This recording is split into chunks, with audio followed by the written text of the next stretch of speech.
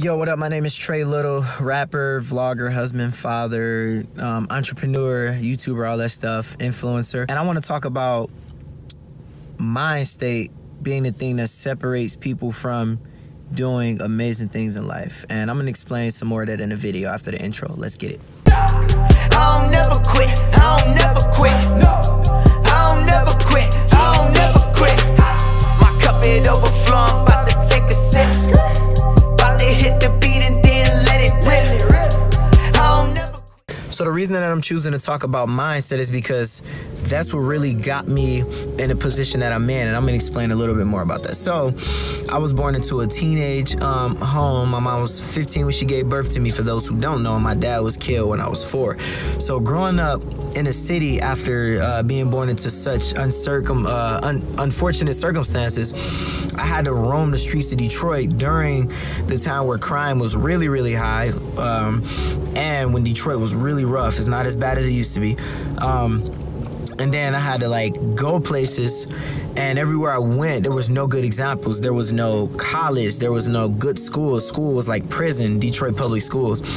And for me, like, I had to see through that. I met a lot of people that was like, yo, Trey, wake up, man. We in the streets. I'ma die in jail. I'ma die in the streets. I'm a goon. I'm a gangster savage. Like, that's all I'm gonna be for the rest of my life. And a lot of my homies accepted that. A lot of my homies are either dead or in jail, and they accepted that for their life. Me, I like just felt, I had some sort of intuition, if you will, that there was something on the other side of this life. I didn't know what that was. Like I said, I never really was in the suburbs, didn't know what that life was like, and everything for me was a struggle, you know what I mean? Microwaving food while roaches was in the microwave, you know what I mean? Like, that's all we knew. So in my brain, I was like, and in my spirit and soul, I felt like there was something more. I felt like it was something that God put in me and he puts in all of us, you know, knowing that there's something more. But the difference between me and the guys who stayed there was that I was willing to be open and try new things whenever the opportunity presented itself. And I see a lot of people my age, you know what I mean, they hate life and they're depressed and they're miserable because they think for the rest of their life they're going to be in debt, they're going to be paying off student loans, and they don't think that amazing things can happen. But for me, I find it hard to see that, because if a young guy from the trenches, the streets of Detroit, is traveling the world, I play like maybe like 5 massive crowds, like 30,000, 20,000 people around the country with the newsboys, with these famous acts. And I've seen so many amazing things happening in my life, and I'm no special from any other guys that, you know, that died in the hood or went to jail or didn't make it out the hood or, you know, ended up being like broke their whole life. There's no difference than with me. The only thing was mindset. I refused to settle. Even when I was in the trenches, I did everything I had to do to survive. When I was on the streets, I did everything else everybody else did, if not more. But the thing is, I knew that this was temporary. I don't know how I knew that. Like I said, it was a God thing, you know?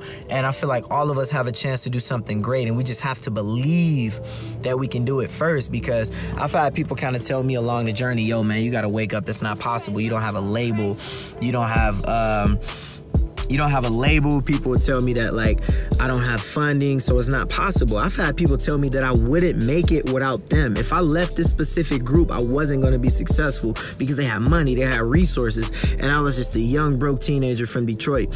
But to be doing everything I'm doing now, to be getting offered thousands of dollars to go do a show, like, I believe that any of us can do that, you know what I mean? Whether that's like being a ball player, whether that's being like a doctor, lawyer, like, you never know if you don't try. And it takes years and years and years for these things to happen, but you will see good things happen over time. Whether you get like your first $500 from a product that you created, whether you perform in front of a couple $100s, whether you pass that test, whether it's something, you're gonna find small little things along the way that gives you hope and encouragement, but it's gonna take a long time for success to really start popping. There's sometimes what people would think overnight successes, but as fast as something comes, it goes. And it's all state of mind. You have to first believe that, you know what I mean? When I was like literally a janitor in like this plant, it was like rough, you know what I mean? Cleaning with chemicals and had to wear this like bio mask and all that. I had to believe that that was temporary, and that some people just settle, and some people are like, yo, this is the rest of my life. And like, it's okay if that's what you love, but if you really want to do something great, you have to believe it. And then number 2, you have to be patient. Those are the biggest things that I believe that it takes to really do something you love in life. Like I said, I wouldn't tell you nothing that I haven't experienced. And if a kid from Detroit, the streets, could do it, then there's no reason you can't do it. Thank you so much for watching this video. Share it to somebody you think it'll help.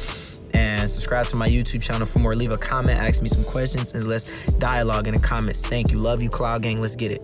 My cup it overflow, I'm about to take